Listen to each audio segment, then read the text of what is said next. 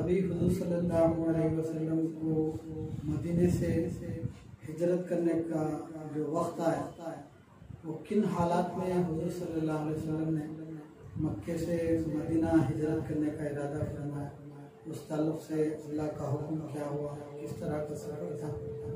हुज़ूर पाक सल्लल्लाहु अलैहि वसल्लम नबी बनने के बाद 13 साल तक बड़ी मशक्क़त उठाई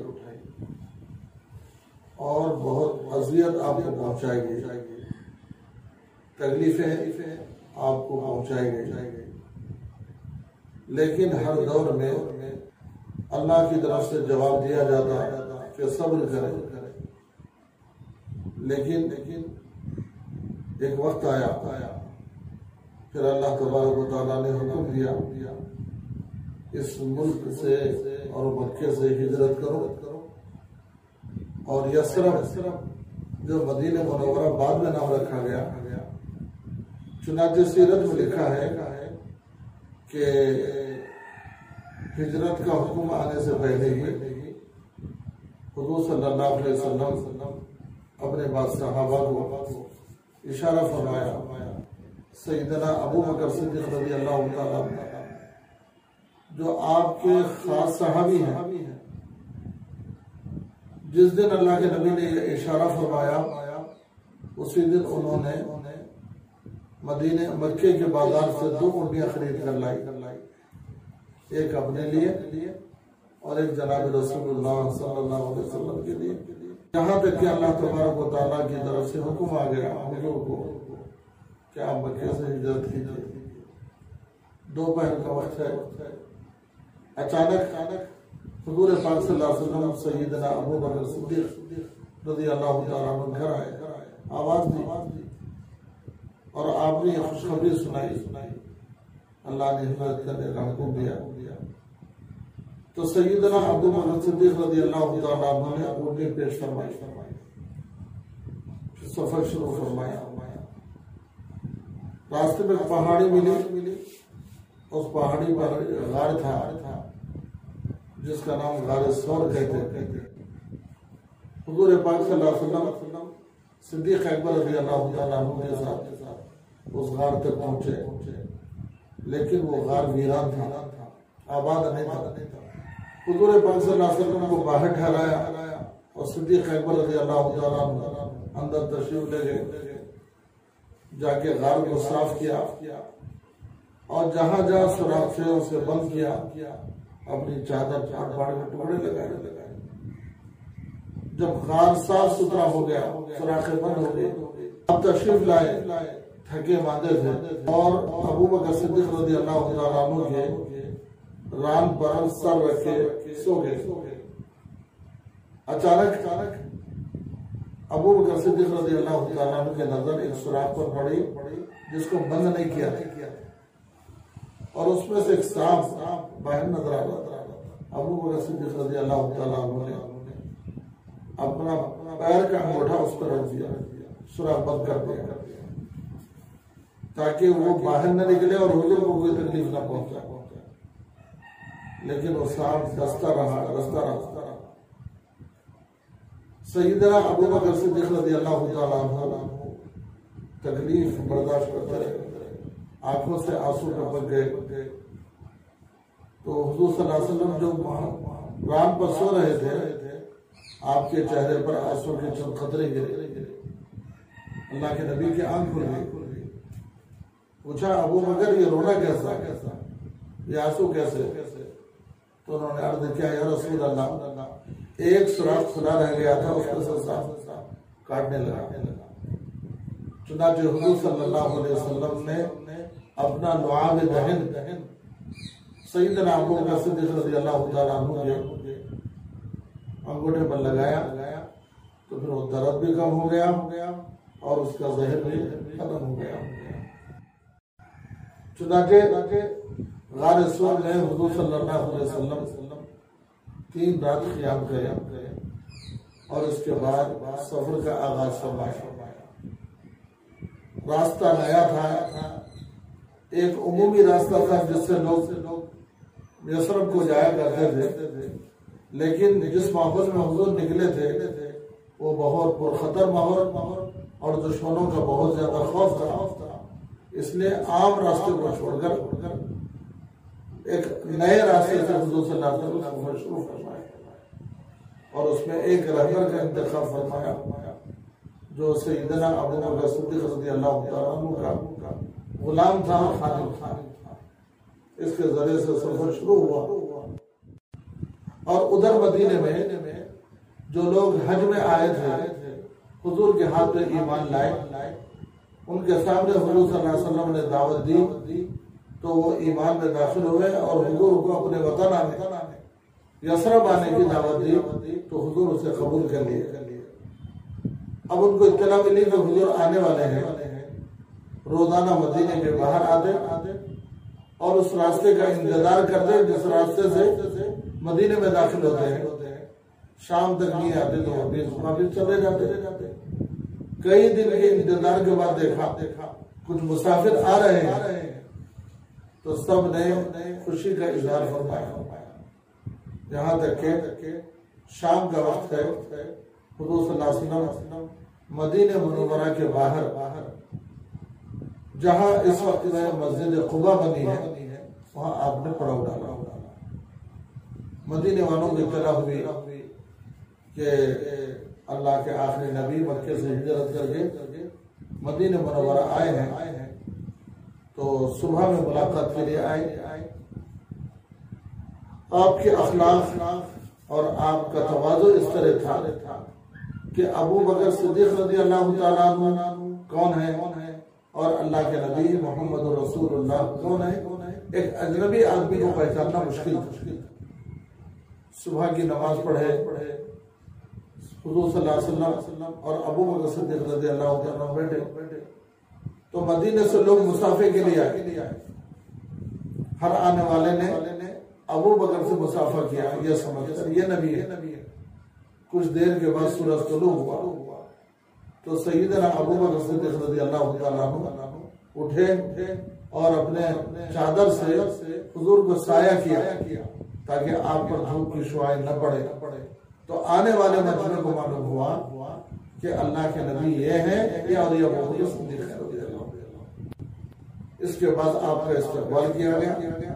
धीरे धीरे वहाँ सहाबा जमा हुए और यहाँ तक के मस्जिद कुबा में सहाबा इकराम ने हुजूर के साथ में नमाज बाजमात अदा फरमाई। ये पहली नमाज थी और ये पहली मस्जिद थी जो हुजूर पाक सल्लल्लाहु अलैहि वसल्लम मस्जिद कुबा में नमाज पढ़े थे। आप ऊँटनी पर सवार हुए और साथ में सहाबा भी हैं और अबू बकर सिद्दीक़ रज़ियल्लाहु तआला अन्हु हाथ में ऊँटनी की नोकेल है, रस्सी है। मदीने में दाखिल होने लगे। हर सहाबी की जो उस वक्त कलमा पढ़े थे तमन्ना थी कि हुजूर मेरे घर ठहरे और हुजूर की खिदमत का मुझे मौका मिले। तो हुजूर ने फरमाया इसकी रस्सी छोड़ दो। ये ऊँटनी अल्लाह की तरफ से मामूल है, यानी इसको मालूम है, अल्लाह ने इसे बता दिया है कि ऊँटनी किस जगह बैठना है और किसके घर के पास बैठना है। जिस सहाबी के घर के पास जाते वो दिल में दुआ करता रहा, या अल्लाह ऊँटनी को यहाँ बिठा दे। फिर वो आगे बढ़ी, दूसरे सहाबी के घर के पास गई, उसकी तमन्ना थी कि यहाँ बैठे। फिर उसके घर आगे बढ़ी, उसकी तमन्ना थी मेरे पास बैठे। हर सहाबी की तमन्ना थी हुजूर की मेजबानी मैं करूं। ये तो बड़ी सादत बंदी की बात है जिसको नबी की जियाफत का मौका मिला, खिदमत का। इससे ज्यादा ऊंचा मकाम क्या हो सकता है। देखने वालों ने देखा वो ऊँटनी मदीने में फिरती रही यहाँ तक के जब हजरत अबू अय्यूब अंसारी का घर आया तो उनके दरवाजे के सामने बैठ गए। सबने कहा मुबारक हो अबू अय्यूब को हुजूर की मेजबानी। सब खुश हुए। अल्लाह के नबी जनाब रसूलुल्लाह सल्लल्लाहु अलैहि वसल्लम हजरत अबू अय्यूब के मकान पर ठहरे। हजरत अबू अय्यूब अंसारी के मकान के बारे में आता है नीचे आप रहते थे और ऊपर का घर खाली था। तो हुजूर सल्लल्लाहु अलैहि वसल्लम ऊपर रहे और ये नीचे रहते। अब रहा ये कि मदीने मुनव्वरा जाने के बाद सबसे पहला जो अमल हुजूर किया वो है मस्जिद बनाई। सबसे पहली मस्जिद मदीने मुनव्वरा जाने के बाद हुजूर सल्लल्लाहु अलैहि वसल्लम ने मस्जिद नबवी की बुनियाद रखी। इंतखाब फरमाया, सहाबा से पूछा कौन सी जगह मस्जिद बनाएंगे। मस्जिद इसलिए कि पूरे उम्मत के जमा होने की जगह, दीन सीखने का मरकज है, उम्मत के मसाइल को हल करने की जगह है, इसलिए कि इज्तिमाई दौर पर एक ऐसी जगह होनी चाहिए। चुनांचे हुज़ूर सल्लल्लाहु अलैहि वसल्लम एक जमीन का इंतखाब फरमाया जो बीचों बीच थी। जब तहकीक हुई ये जमीन किसकी है, लोगों ने कहा कि यतीम बच्चों की है। हुज़ूर सल्लल्लाहु अलैहि वसल्लम ने उसको बुलाया और कहा कि देखो ये जमीन हमको दे दो और इसकी जो भी कीमत हम देंगे और यह मस्जिद बनाएंगे। उन यतीम बच्चों ने कहा अल्लाह के नबी जिस जमीन को आप पसंद करें वो हम देने को तैयार हैं, इसकी कुछ कीमत नहीं होती। लेकिन हुज़ूर सल्लल्लाहु अलैहि वसल्लम ने उन यतीम बच्चों को कीमत अदा फरमाई। फिर उसके बाद मस्जिद की बुनियाद रखी। तो मस्जिद नबवी जो हुज़ूर पाक सल्लल्लाहु अलैहि वसल्लम मदीने में जाने के बाद सबसे पहला अमल मस्जिद की तामीर का फरमाया। आप हिजरत का पहला साल कहलाता है और हिजरत के बाद का पहला अमल कहलाता है कि आप मस्जिद खुबा में जमात के साथ नमाज पढ़े और मस्जिद नबवी में बुनियाद रखे, उसकी तामीर करें। हिजरत करने से पहले मदीने का नाम यसरब था और यसरब के माने बीमारी की जगह। तो हुजूर ने फरमाया यसरब नहीं, इसका नाम तो मदीना होना चाहिए। चुनांचे उस वक्त उसका नाम बदल दिया गया और उसी जमाने में इसका नाम मदीना मुनव्वरा रखा गया। चुनांचे उस शहर की हुजूर सल्लल्लाहु अलैहि वसल्लम ने बड़ी तारीफ फरमाई और बड़ी जो फजीलत बयान फरमाई। उम्मत को जमा करने का जो काम दावत और तबलीग का जो मरकज बनाया गया, वहाँ से जो दीन के फैलने का जो इंतजाम हुआ, वहाँ से जो काम की दावत की तरतीब बनी, उसके बारे में कुछ तफसीलात। हुज़ूर पाक सल्लल्लाहु अलैहि वसल्लम मस्जिद की तामीर फरमाई तो दीन सीखने के लिए और दीन की दावत के लिए उसमें वसात की हुज़ूर ने इस तरह इंतजाम फरमाया कि मदीने में रहते हुए जो बादशाह होते, जो कबीले के सरदार होते और जिनका असर रसूख होता, आप उन तक अपना कासिद भेजते थे और जो है पैगाम पहुंचाते थे, ईमान की बात उन तक पहुंचाते थे। इस तरह जो है दीन के फैलने का जरिया बना और जो लोग ईमान में दाखिल होते वो दीन सीखने के लिए मदीना मुनव्वरा आते थे, हुजूर की खिदमत में पहुंचते थे और हुजूर के पास बैठकर दीनी मालूमात करते थे। मस्जिद नबवी में आज भी बाज़ मकामात निशान लगे हुए हैं जहाँ हुजूर सल्लल्लाहु अलैहि वसल्लम की खिदमत में आने वाले वफूद बैठते थे और हुजूर से दीन की बातें सीख के पूछ के जाते थे। उसको उस्तवान वफूद कहा जाता है।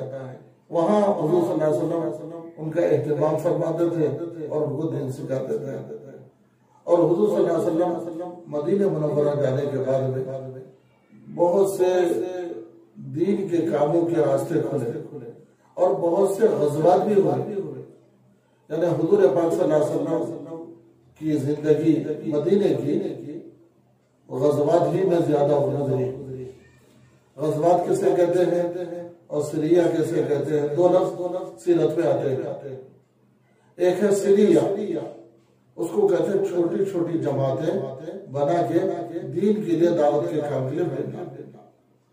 तो हुजूर सल्लल्लाहु अलैहि वसल्लम मदीने के अतराफ मुल्क के शाम तक और जो है मुख्तलिफ मकामात पर छोटी छोटी जमातें भेजते तो उसे सिरिया कहते हैं। और गज़वात कहते हैं, गज़वा कहते हैं उस जमात को जिसमें हुजूर बनफ्स नफी शरीक रहे और जो है जमात में आप शरीक रहे और किसी मुल्क में किसी इलाके में उनको ईमान की दावत के लिए आप जाएं, वो गज़वात कहलाते हैं। चुनांचे सीरत में लिखा है कि मदीने मुनव्वरा के 11 साल जो आपके थे उसमें 11वें साल आप रुखसत हुए, पूरे 10 साल मदीने में थे और जो है 11वें साल तक जो उलमा ने उसका रिकॉर्ड जमा किया है 88 दफा आप जो है जमातें भेजे और आप शरीक। जिसमें 28 दफा तो जो है गज़वात हुए, जो हुजूर सल्लल्लाहु अलैहि वसल्लम बदर से नफीस मदीने के बाहर गए 28 दफा। और उसमें से एक अजीब बात आपके इल्म की से बताता हूँ मैं, 28 दफा हुजूर सल्लल्लाहु अलैहि वसल्लम काफिरों के पास दावत देने के लिए और मुकाबले के लिए पहुंचे। 28 में से सिर्फ 9 मकामात पर लड़ाई हुई, 9 जगह लड़ाई हुई। बकिया जो है 19 जगह सिर्फ इफाम व तफहीम से मसला हल किया। तो इससे एक बात मालूम हुई, इस्लाम जो फैला है वो जंग जिदाल से नहीं फैला। जो लोग ये कहते हैं कि तलवार के जोर पे इस्लाम फैला, वो सरासर गलत है। हुजूर सल्लल्लाहु अलैहि वसल्लम की आदत मुबारक ये थी कि किसी भी जमात को रुखसत करते तो उनसे कहते कि 3 बातों का ख्याल रखना। जो भी जमात किसी मुल्क में किसी इलाके में मिलते तो कहते कि 3 बातों का लिहाज रखना कि तुम रात में पहुंचो तो सुबह का इंतजार करो, अगर अजान हो गई आवाज सुनो तो फिर उनका खून, उनका जान, उनकी जान, उनका माल ऐसा ही जैसे तुम्हारा, उनके साथ क़िताल नहीं करना। अजान सुने नहीं आए, दूसरे दिन सुबह में उनको दावत दो, ईमान की तरफ बुलाओ। अगर वो आपके बात कबूल कर ले, ईमान में आ जाए, इस्लाम कबूल कर ले, तो फिर हुजूर ने फरमाया तो फिर उनका खून ऐसे ही है जैसे तुम्हारा है। तुम अपने मुसलमान भाई का खून नहीं कर सकते, वैसे उनके साथ भी नहीं कर सकते। कलमा पढ़ो, ईमान में दाखिल हो गए। अगर दावत को कबूल नहीं करे, मानने को तैयार नहीं हुए, तो उनसे कहो कि फिर हम यहाँ हुकूमत करेंगे और हम शरीयत बताएंगे और इस्लामी तरीका बताएंगे, तुम हमारे मातहत रहो और सालाना टैक्स के तौर पर जिज़िया दो। अगर तुम टैक्स देने के लिए तैयार है तो हुजूर ने फरमाया उनके साथ भी लड़ाई मत करो। अगर इसके लिए भी तैयार नहीं है तो फिर हुजूर सल्लल्लाहु अलैहि वसल्लम ने फरमाया अब उनके साथ मुकाबला